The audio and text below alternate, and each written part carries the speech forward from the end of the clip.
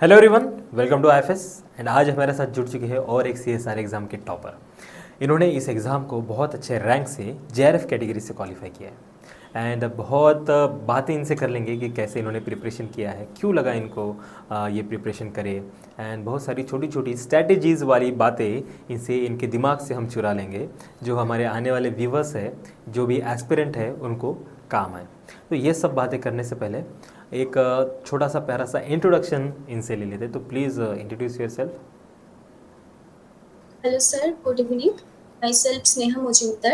I completed my graduation and post-graduation in zoology from University of Calcutta, and recently I qualified for CSIR GRF with 115 rank and also GATE Excel with 136 rank. वाह, दोनों ही exam आपने qualify कर दिया, मतलब CSR भी and gate Excel भी।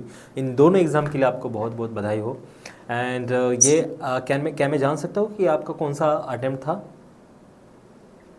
ये मेरा CSIR का 4th अटेम्प्ट था। फोर्थ मैं अटेम्प्ट था। MSc से ही दे रहा था एंड गेट का सेकंड। ओके, मतलब आप एमएससी से ही इस एग्ज़ाम का प्रिपरेशन कर रहे थे। बढ़िया, बहुत बढ़िया। तो क्या सीखा है आपने इतने अटेम्प्ट्स में? ड्यूरिंग माई MSc मैं जो भी अटेम्प्ट दिया था तो अच्छे से प्रिपेयर्ड नहीं था मैं because of my MSc semester exam. But after completion of my MSc exam, I prepared for 6 months, and then I appeared qualified for these tools. Okay, तो आईएफएस के बारे में आपको कैसे पता चला? IFS के बारे में जैसे मैं बोला कि MSc से ही मुझे ये DBT गेट ये सब PhD के एंट्रेंस के एग्जाम के बारे में पता था. तो मैं ऐसे ही यूट्यूब में सर्च किया था previous year question related ICMR DBT net की प्रीवियस ईयर क्वेश्चन. तो ऐसे ही मुझे मिला था IFS platform. And also I search for many topics जो मुझे डाउट था, तो उससे ही मैं वीडियो देख के यूट्यूब से ही. तो मतलब आपका पूरा पढ़ाई आपने यूट्यूब से ही किया है? Yes sir. ग्रेट, बहुत बढ़िया। कैसे चैलेंजेस आते हैं जब आप यूट्यूब से पढ़ते हो? चैलेंजेस थोड़ा माइंड डाइवर्ट हो सकते हैं. मेरा भी होता था कमेंट्स में कमेंट बॉक्स देखता था मैं कभी कभी, but after that I realised कि मुझे प्रिपेयर यही करने हैं, तो मैं कमेंट बॉक्स भी ऑफ कर देती थी, all notifications and all. And मुझे बहुत अच्छा लगता था जो फैकल्टीज के वो क्लास अटेंड करने में. बढ़िया, मतलब आप लाइव ही देखते थे सब। इस ग्रेट, मैं बहुत बढ़िया। कोशिश करती थी लाइव अटेंड एंड करने. What brings you towards the CSR examination? मुझे PhD करना था. ये from BSc I wanted to do PhD, मतलब PhD के लिए मुझे ये सब एग्जाम अटेम्प्ट करना था. ये पहले से ही मैंने सोच लिया. मतलब बीएससी से ही आपको रिसर्च में जाना था? हाँ क्यों हाँ, लगा आपको रिसर्च. कि रिसर्च मेरे लिए बेस्ट होगा? वो जो प्रोफेसर के नाम के आगे डॉक्टर है होता है, तो मुझे भी बहुत फैसिनेटेड लगता है वो. एंड मुझे लैब में काम करना बहुत अच्छा लगता ग्रेट, बहुत। एंड कुछ सोचा है कि कहाँ से रिसर्च करना है, कहाँ से होगा, एंड कौन सी यूनिवर्सिटी से होगा, कौन से टॉपिक से होगा वगैरह? है. अब मैं जेनेटिक्स रिलेटेड फील्ड में जाना चाहती हूँ. अभी तो इंस्टीट्यूट के बारे में मैं अभी इंटरव्यू के लिए प्रिपेयर कर रही हूँ एंड अटेम्प्ट कर रही हूँ इंटरव्यू. तो कुछ सोचा है कौन सी यूनिवर्सिटी होगी, कौन सी इंस्टीट्यूट होगी, कौन से लैब होगे? IIT आइसर ये सब में मैं अप्लाई कर. आईआईटीज, आईएसआर, ये सब आपने सोचा है कि इनमें आपको रिसर्च करना है। ग्रेट, बहुत यस बढ़िया। सर. एंड अगर सिलेबस की मैं बात करूँ तो इन सिलेबस में ऐसा कौन सा यूनिट था जो बहुत आपको चैलेंजिंग लगता था? चैलेंजिंग बायोकेमिस्ट्री इनिशियली मुझे बहुत टफ लगता था, बट आफ्टर अटेंडिंग केसीसर्स क्लास मुझे मैथ्स भी बायोकेमिस्ट्री की थोड़ा थोड़ा आती थी, तो हो जाता था ऐसे. बढ़िया।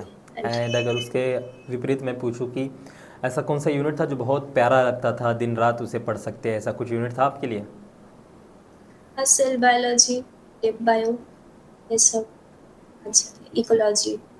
ये सब अच्छे लगते थे, इकोलॉजी, सेल बायोलॉजी, क्यों अच्छे लगते थे? सर ने जो सेल बायोलॉजी प्रांशु सर की क्लास में अटेम्प्ट किया था, तो बहुत ही अच्छे से, and dev bio Vishal sir की, तो बहुत ही अच्छे से वो फैकल्टी समझते थे मतलब। राइट, बहुत बढ़िया। एंड अगर एग्ज़ाम के उस 3 घंटे की बात करूँ तो क्या चल रहा था दिमाग में कि 3 अटेम्प्ट हो गए, ये चौथा अटेम्प्ट है, ये नहीं हुआ तो क्या होगा, ये क्वेश्चन गलत हुआ तो क्या होगा, ये सब बातें चल रही थी? हाँ, बिल्कुल सर, मैं पार्ट सी से ही स्टार्ट किया था, तो एट फर्स्ट मुझे 7 to 8 क्वेश्चंस नहीं आ रहे थे पार्ट सी में, तो मैं बहुत डर गई थी कि अब क्या होगा। तो उसके बाद जो भी क्वेश्चन थोड़ा-थोड़ा मतलब 100% श्योर नहीं हूँ, फिर भी मैं अटेम्प्ट कर लिया, क्योंकि सब कुछ छोड़ देते तो क्या ही करूँ, इसलिए अब डर, पार्ट सी में बहुत डर। बहुत बढ़िया। एंड आपने स्टार्टिंग से पहले पार्ट सी किया, फिर बी, फिर ए, यस सर। राइट? तो आपका ए कैसा था? ए बहुत स्ट्रांग था या फिर नहीं ठीक सर, ठाक? स्ट्रॉन्ग नहीं था। मतलब आप डरते थे मैथ से? Yes sir. फिर कैसे आपने तैयारी की उसके लिए? एके भी मैं वो जनरल एप्टीट्यूड चैनल से ही किया पार्टी के लिए, बट उतना कुछ अटेम्प्ट नहीं कर पाया, ओनली 6 अटेम्प्ट किया था।